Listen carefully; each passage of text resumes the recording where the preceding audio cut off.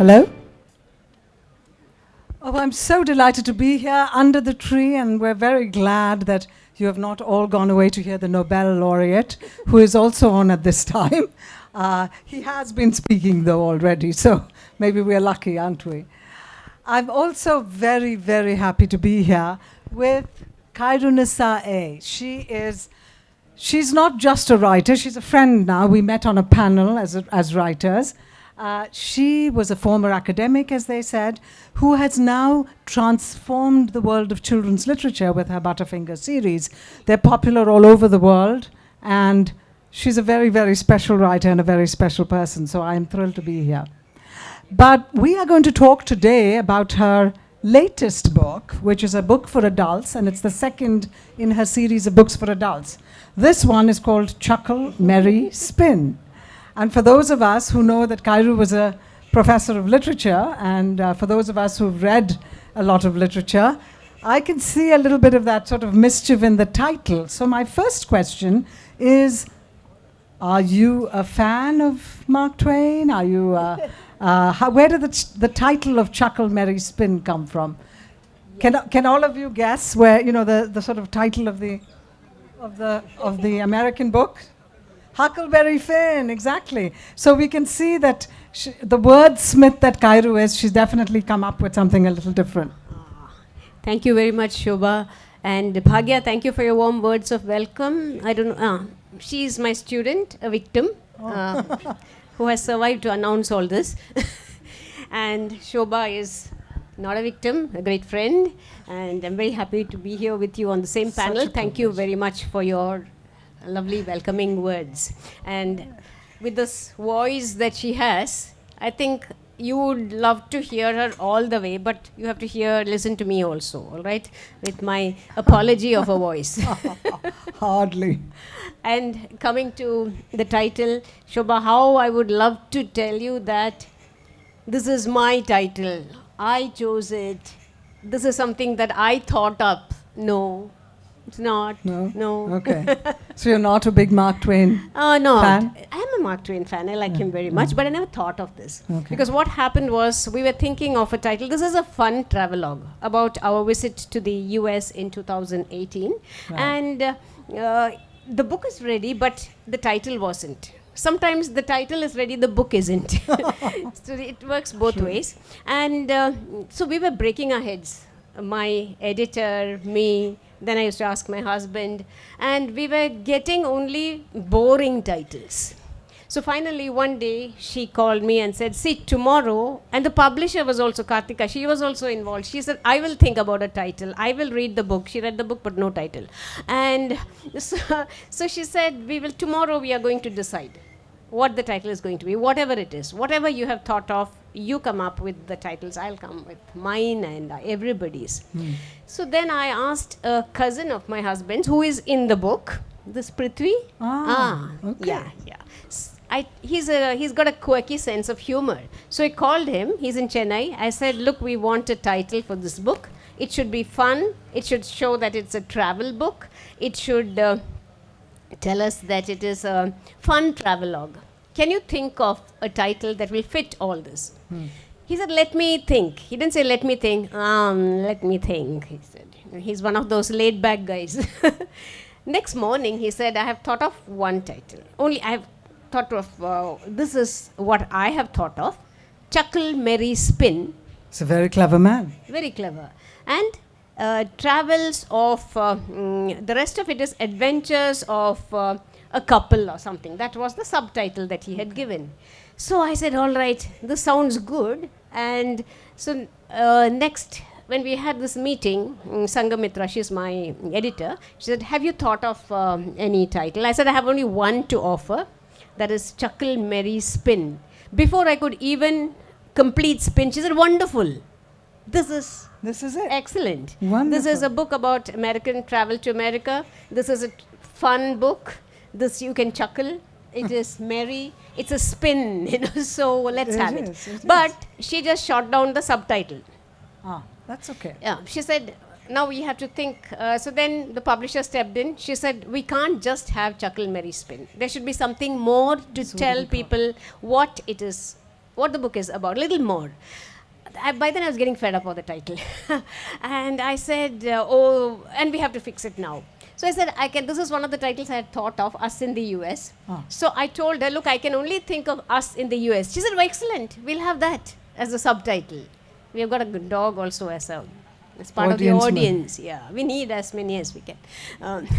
And so that was how we decided on Chuckle, Merry, Spin, Us in the US. So sorry, Well, Shobha, that's all it's right. not. I was going to though say- I like Mark Twain and I love him actually. And I was trying to make connections between Are you- you and me and the book. Okay. Because when you read the book, all of you, it's a delightful romp through America, traveling with a reluctant traveler, her husband, and all the adventures. This is their first trip abroad. So starting with getting the visa and the passport and everything else, she travels through America. And so we're going to get to some other questions because there's more things I want to know. But I wanted she wouldn't to tell tell me you, what she's going to ask me about. She said it's all a that's- big surprise. yeah. But what I was going to say is, one interesting thing is the reason they went to America is because their daughter-in-law was going to graduate with a master's degree from Syracuse University in upstate New York. Now, I don't know if you know this, but I have a master's degree from Syracuse University in upstate New York. So one connection there. Yeah. I And know then that. she's visiting all these places, and many of them are places I've been in. So there's that connection as well. And where I'd studied as an undergrad, we had Mark Twain's octagonal study is in Elmira, New York, where he wrote Huckleberry Finn. But that story got crashed because you didn't make up the story. But anyway, so Khyru, I know you come from the academic world. And so this is a question that maybe many of these people are thinking of. Do you create a lesson plan when you're writing a book? Do you look at all the grammar? Do you or are you thinking first of your ideas? Ideas, of course. No lesson plan. No lesson There are plan for some more writing a book. students here. So like Vikram said, you don't have a big blackboard. No, where nothing. you have I have a big computer whiteboard. Right. So it won't take you 7 years to craft a story. No. Okay. No. So I just gaze at the board, then I start, then I delete all, then I start again. Right. So that's how it goes. And I don't plan like that, but I do a lot of planning in my head. So this is a travel book, right? True. So it has You to got to be live it first. and also, we thought of this. I mean, I don't know whether it's one of your questions. I don't want to put the cart before the horse. That's all right. So We do that all the time, we writers, don't we? Yeah. So that's so I just I had made notes, and I had to expand that into this travelogue. So it's not like it's not like creative fiction, though there's quite a bit of creativity involved. Lot of creative wordplay, a lot of wonderfully creative language observations. Khyrunnisa is an observer of human life, of every day, of all of you. Watch out. No. She observes everything and presents it in the most incredibly humorous and wonderful way. Now, I was thinking before I ask many more questions, I think people would like to get a little flavor of the book. So would you mind reading us a few pages or a few paragraphs? Few paragraphs. Okay. Okay. I don't know how many of you have read the book. You have. Some of you have read the book? Yes, some Wonderful. of them have. But I think it's always fun at a book reading to get the author to share a little bit of their story with us, isn't it? Okay. So Then the which, questions which- make more sense because which they get part? a sense. Any part that you like. You can even start at the beginning, where the reluctant husband doesn't want to go to America. Poor Vijay. Now that he's here right in front of me, nobody will say that I was saying all these things behind his back. Exactly. Maybe I will talk about when we, one of the reasons why we never went abroad was neither of us are great travelers. We don't really want to travel. We don't like traveling. We like seeing places. So as I've said in the book, if I could press a button and reach a place, I would be very happy. But in spite of this technologically advanced world, we have not reached there. And I don't know whether that's going to happen ever. You never know. So we always said we don't want, he would say, I don't have a passport. We didn't have a passport. Nobody could believe it. And I have asthma. So one negative and one positive, all right? I don't have a passport and I have asthma. So that was how it was. Then my daughter-in-law was, my poor son used to keep calling us. He was in Boston He was then after that in Wisconsin, and he would invite us, but a categorical no. And then my daughter-in-law was graduating from Syracuse University, where Shobha also has studied. And there they said, and then she called to ask to invite us.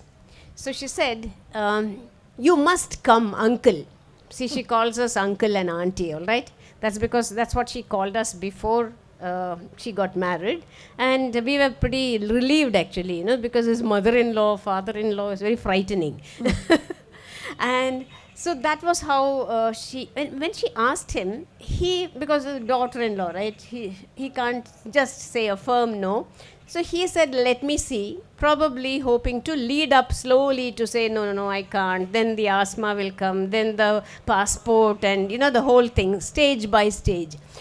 But he said, let me see. So we thought, all right. And then we started plotting. And we plotted. He didn't know. I was also... Oh, you and the daughter-in-law plotted? And my son. 3 of us. 3 against 1. He doesn't know that. I think he knows this. He's getting to know that. Hey, he's showing his fist. Yeah. So we plotted and we finally managed this.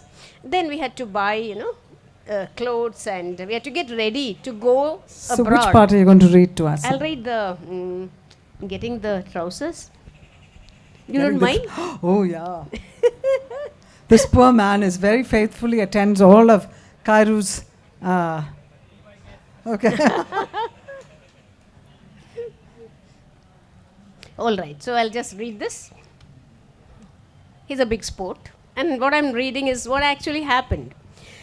So here, my daughter-in-law suggested that I buy a pair of jeans. She was probably unsure how the mother-in-law, whom she called auntie, would take that recommendation. The mother-in-law jumped at it. She had been waiting for a reason to jump into jeans. I promptly bought 2 pairs. I packed a sari too for Arpita's graduation. I thought the special occasion warranted a formal Indian attire.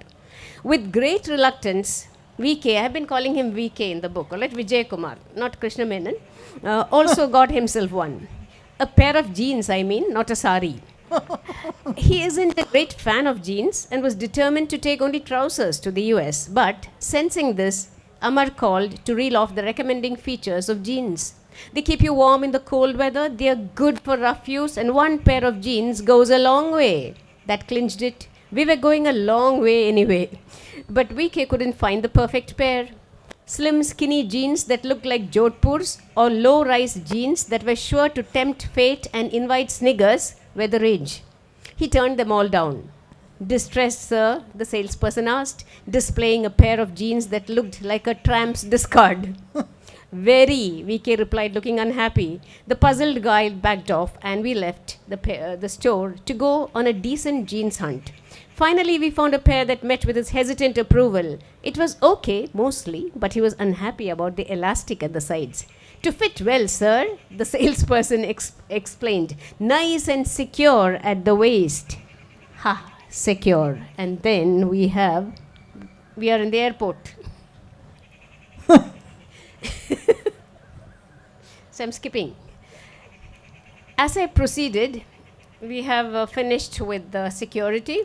It had been relieved, it had been smooth sailing this time. I noticed that VK, who generally marches ahead, was walking in a very peculiar manner.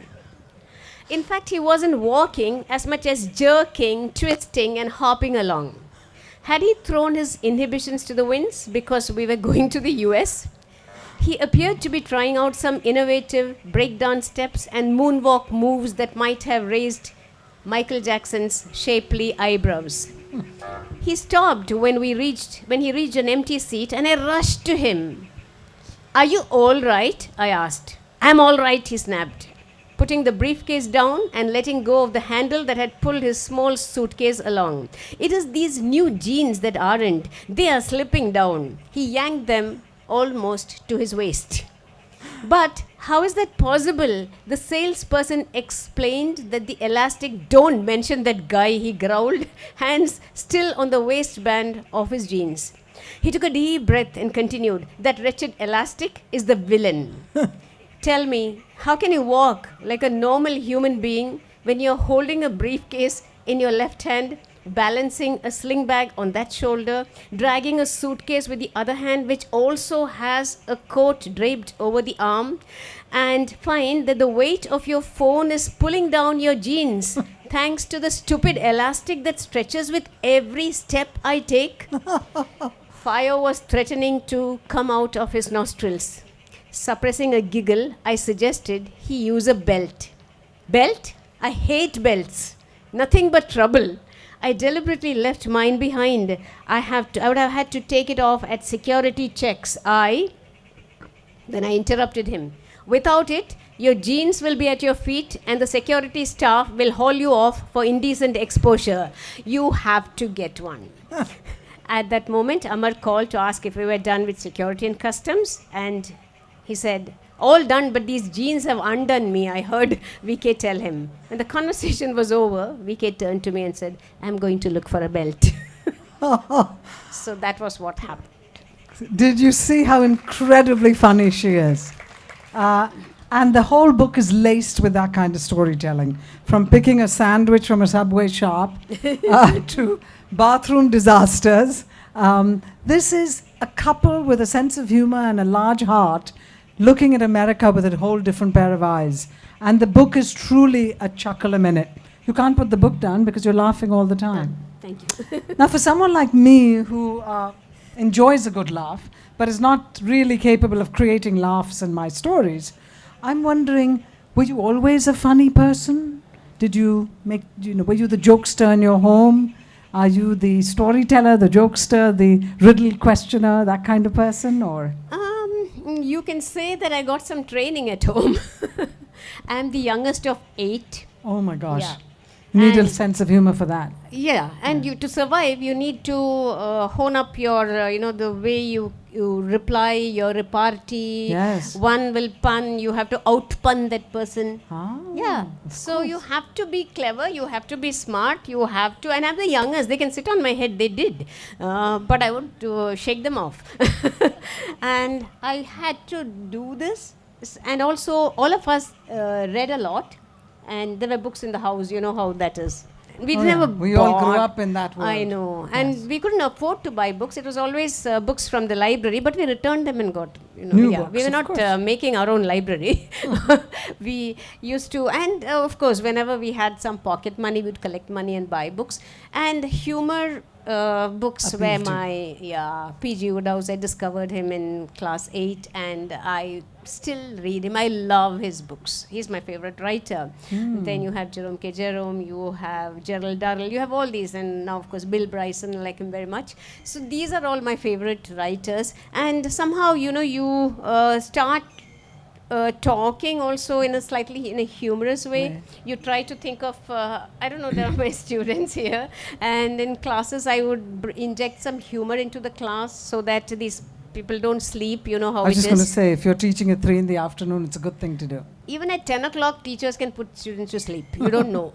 We have that amazing ability to bring out that, we have that anesthetic effect on people. Soporific as well. I Yeah, know. so you really need to do something to wake them up and keep them awake. I'm not a joker, all right? Don't, all my 1 hour, I don't fool around and tell them jokes or clown around. No. But it just. We'd never call you a clown. You are a punster, you're a wordsmith. So tell me, it's difficult to sort of separate Khyru from her children's books as well, because in many ways she is first known as a beloved writer of the Butterfinger series. And she was an academic, so this is all sort of post-academic life. This is a question that may seem obvious, but I am interested in the answer. Is there a different approach to writing children's stories versus writing books for adults? Yes, there is. And do you mean stylistically? I don't mean, obviously, when you're writing to younger children, you're thinking in terms of vocabulary that they can understand. So it wasn't just the language. But is there a difference that a writer needs to is there sort of a switch you turn on to think in a different way of framing the story when you're writing for children versus adults? Yeah. Or what do you particularly do? I don't particularly. think consciously about that. But when I'm writing for children, I write for older children mostly. Right. So I don't really worry much about vocabulary, because lots of people have told me that their vocabulary has improved after Sure.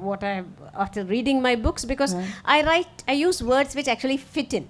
Correct. You don't want to water it down and something that is similar but doesn't exactly give the meaning. I don't want to put those kind of words, because one thing that I do is I take myself out of me and put myself in the the role of the reader, Right. and think whether I would like that story, whether I would like to read that Correct, story. correct. So what happens is, then I would think, because when I was reading, if I find a word I did not understand, I don't go to the dictionary immediately. I infer what the meaning could be from the context. Yeah. So that's how, and then I don't know whether it happens to you, but whenever I read a new word, I find it popping up very soon, somewhere or the other. And then it becomes part of your vocabulary. Absolutely. So that's how I look at it. And but at the same time, I don't go in for very difficult constructions, which students will not, 10 plus, but still, I don't want to put pressure on them in understanding the story. But I do see that all of your books, and I've read some of the children's books for sure, are very much influenced by using the right word, thinking cleverly about using words. Yes. There's puns in some of your stories. Your titles have a little bit of that double entendre, and like Flaubert's term, mot juste, the perfect word, So you are using that. You're thinking. You're selecting words. So perhaps it's not conscious, but a little bit of that literary mindset is there even in your writing for I think children. because I've been teaching for a long time. Correct. And I've also been conducting quizzes. I've been a quiz master. He's the big quiz master. I see. I get the crumbs that fall off the rich man's table. But I have conducted quizzes. So that's also there.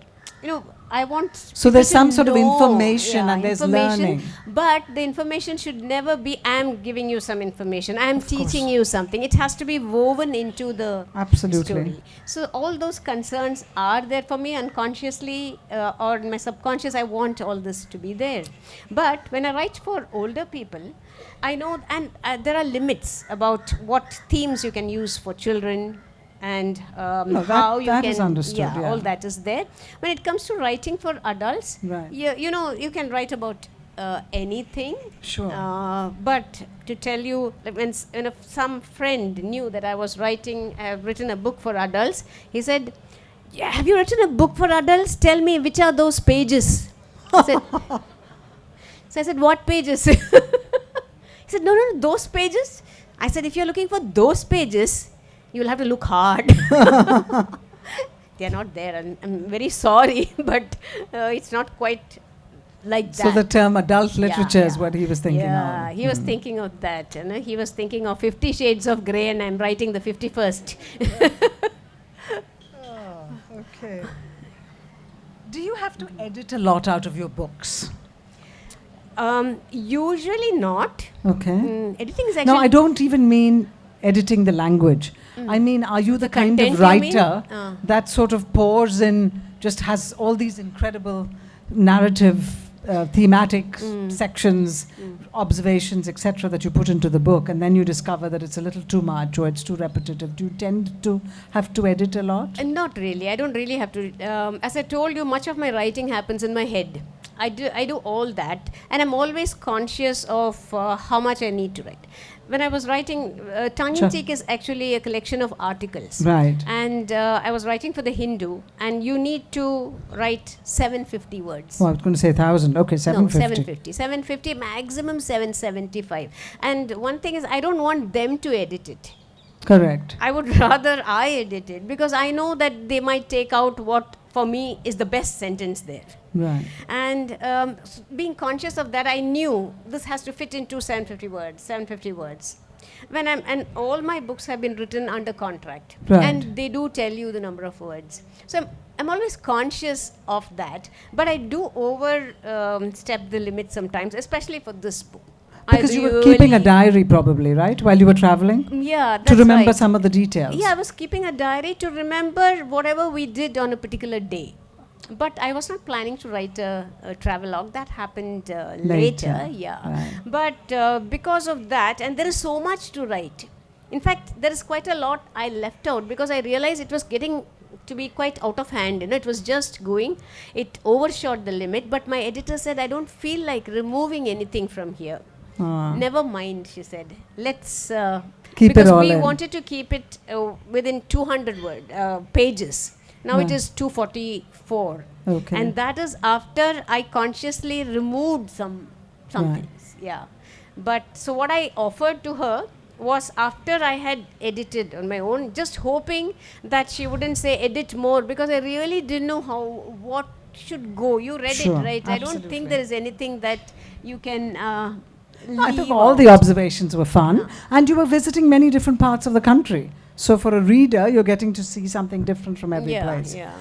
It's a first time travel. No, that was very important. So I know, because I've seen you in America on the second trip that you made to America. It's a two-part question. The first part is, what about America did you find surprising? When you visited perhaps initially reluctantly, then had a jolly good time. Vijay was a superb travel companion, most engaged and interested in everyone he met. You discovered, you discovered different foods, different places. What was the first thing? That's the first part, and then I'll ask the second. So let's ask this question. What about America were you not prepared for? Was there something that you were not prepared for? Not prepared for some of the kind of unwritten rules that they have, like the restaurant etiquette. Right. I didn't know about that.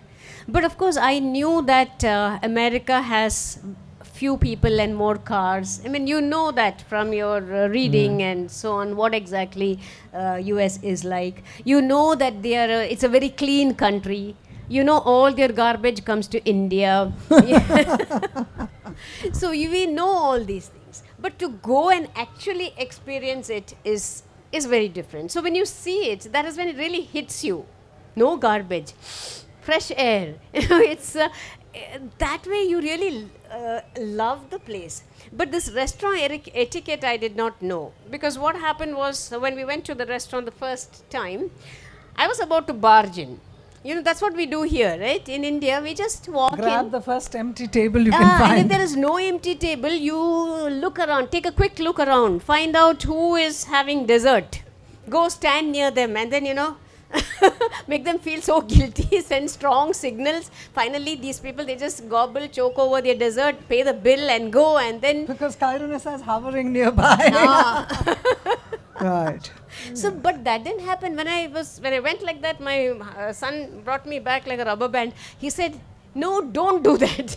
You can't just barge in. You have to wait. Till they Somebody seat you. will come, they will see you, they will come, they will take you to a table. You go and sit there, and then you order. I said, okay.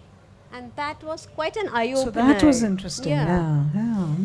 And after that, we went and got our seats and we ordered, and I was even scared to talk. And another thing was, I knew that they were very polite, but, and when this guy came, this chap to lead us, he looked at me and he smiled and he said, hi, how are you doing? And I was so thrilled, my charm is working. And I said, hi, I am. He's not looking at me. He's gone to the person behind. That's actually a very good point. I remember it was one of my first observations. They'll say, hey, how are you doing? And by the time you start to tell people how you're doing, don't care. Nobody's really interested. It's the way we say namaste or how are you or whatever. But Shobha, but people are interested in your story. So that now that I've been there long enough, I can say that. It's definitely this kind of, even if it's a fake plastic smile or whatever, it's better than the grumpy looks you get here sometimes. True.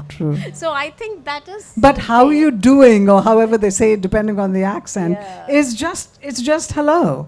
It doesn't Yeah, really that's mean all. how It are you doesn't mean doing. anything. But everybody does that. Yeah. You go to a store, they do that. You get into a vehicle, you do that. You get a But cab, actually you in do that. Hindi, I don't know, Vanjana will agree with this. In Delhi, when you're walking around, if you see someone you sort of know, they'll say, "Kya haal hai?" But nobody really wants to know kya haal hai. You're not going to sit there and explain to them what's going on. That's They're true. just saying a hi, you know? It's Yeah, just a way it's of just an greeting. expression. But that's Exactly. people you know. This is Right. strangers. They That's do true. that with That total is true. strangers. That is true.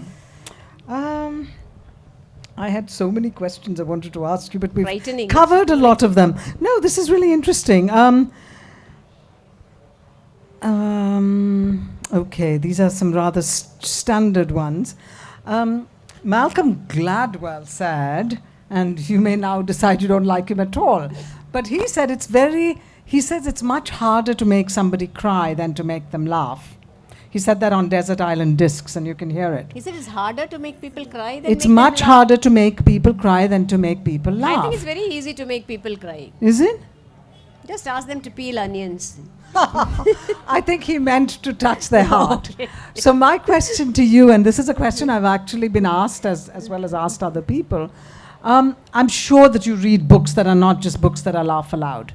And as a teacher of English, you've had to teach a lot of books, including Hardy's, fatalistic flaws Yes, in of the people, and Dobermans Shakespearean and, tragedies, and all of that, where you're waiting for the disasters to happen rather than have a laugh a minute, right? What was the first book you read that made you cry? Do you remember? Yes. There was a story when I was in the 7th standard, I think, that I read, called The Basket of Flowers. Oh wow, I don't know it. I don't even know who wrote it or what it was. But it was about a poor child and who's selling baskets, flowers. Very sad story. And did that sort of tell you, I don't want to write sad stories for No, people? I wasn't even thinking of writing a story. I just cried. You I cried felt very because it sad. touched you? It touched. That's why I still remember it. But I do, I feel sad when I think of that story. And I told myself I should not write sad stories. There you are. So, in a sense, by reading that later. story. Not reading No, I that think story perhaps much later. we internalize things sometimes that we don't even remember we've internalized. Maybe. And you thought there's enough sadness in the world, let me make sure I make people laugh. Could be, right?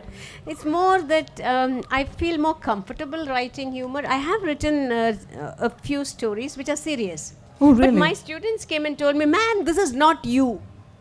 Because they think of you as someone who makes them smile. Yeah.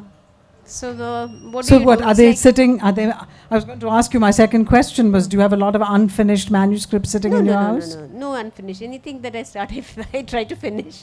Yeah. And send them off. Yeah, send them off. But not these sad stories Sad or serious No, stories. serious stories, which I have.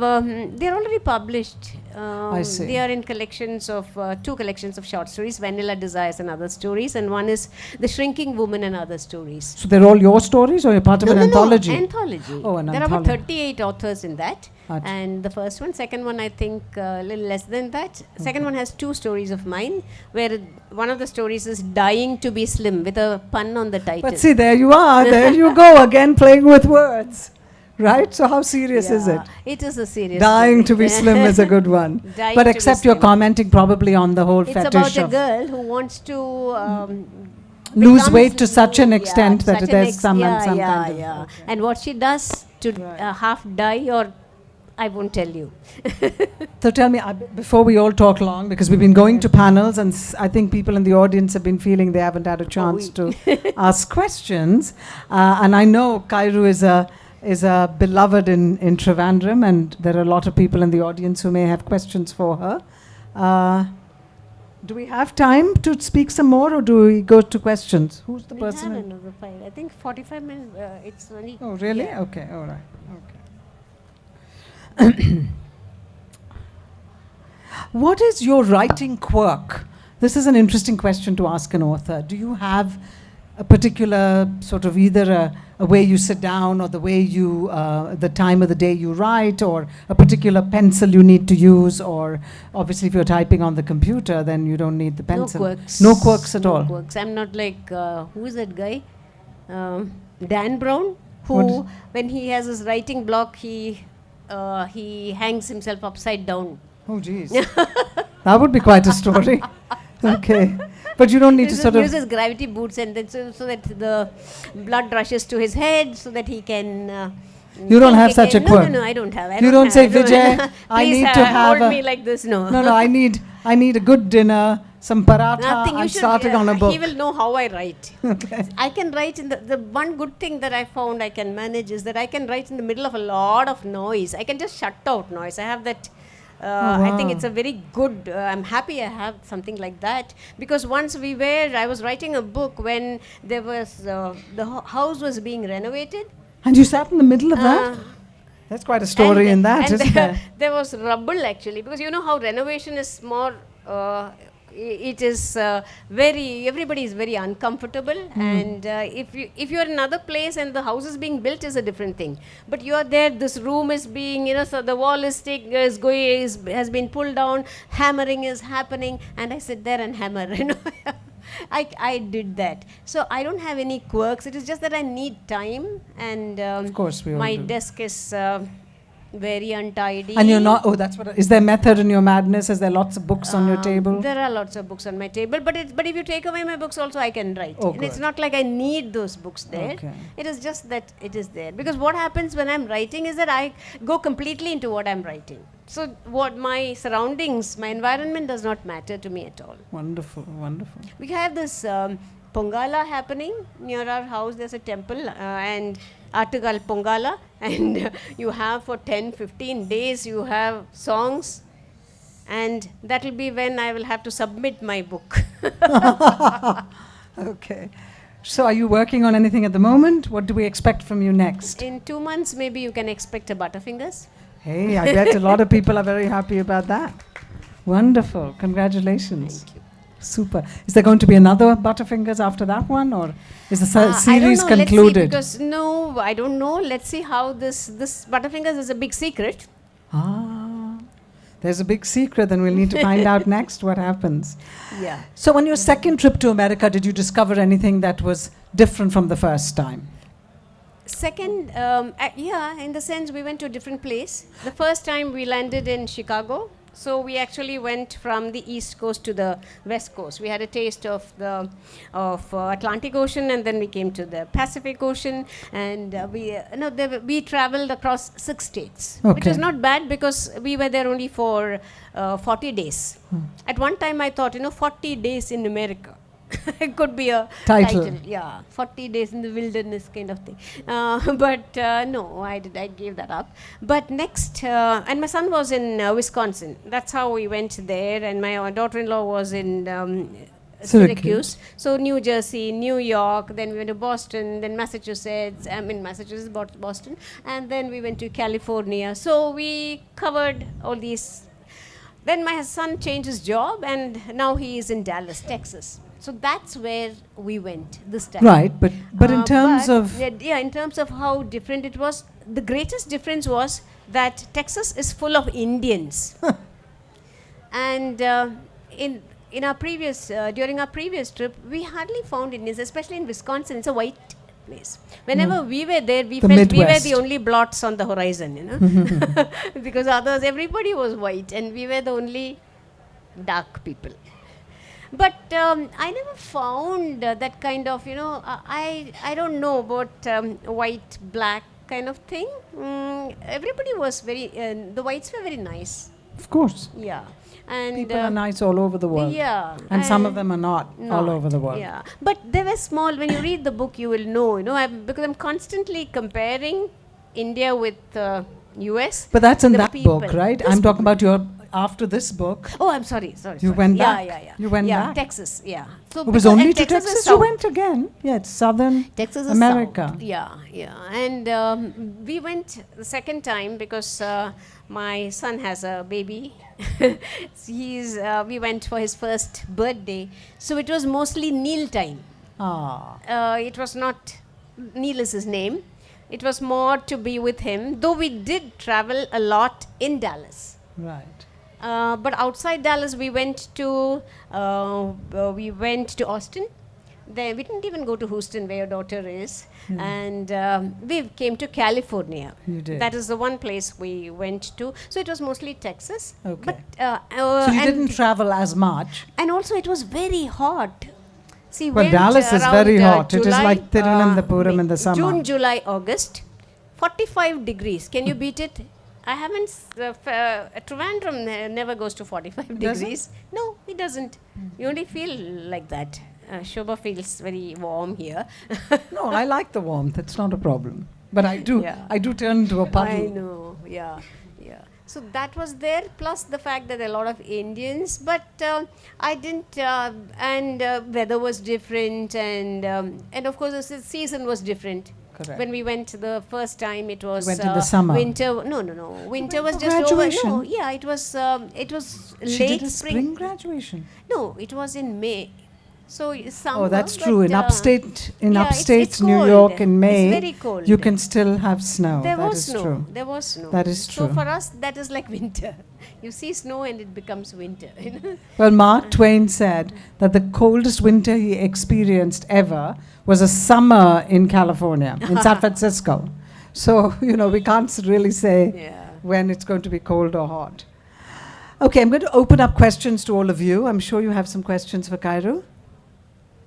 Yeah? I could give up my mic. Oh, they have it. Okay, I forgot my question. So, in fact, you said Texas is full of Indians, but I think only the big cities have Indians. That's one thing. When I And said That's a full good of point. Indians, it doesn't mean, they've Yeah. taken over. Because I a lot mean, of Indians came from California to Yeah. Texas now. So, because and tax is less. which is the most favorite state you visited? Which is the most beautiful state you visited? I liked Wisconsin best. Really, there's no Why? doubt about Why? it. Why? It's so beautiful. And it has very few people. So you really don't want to engage with many Not people? like that. It So was I was very gonna- peaceful. It's peaceful and it's quiet, but it's probably one of those places I'd never want to visit Really? because the weather is Weather is considered bad, but awful. When we went, it was Pleasant, yeah, yeah, it was yeah. cold but bearable, Right. and it was clean. It was nice, and we really had a Good time. very good time. So I think it's is that. what It's the happens. welcoming It is, it is what you aspect. experience that colors your liking a Right. place. But everywhere, wherever we went, we had a very good time. So, but I liked Wisconsin because there's so much of scenic beauty. You can just walk and walk, and it's You spent the lovely. longest time there. That's also there. If True. I would see, I'm from California. You'd say if you come to California, I know California it's a is very beautiful. beautiful Yeah, state it is, as well. It is. I'll tell you that I like California.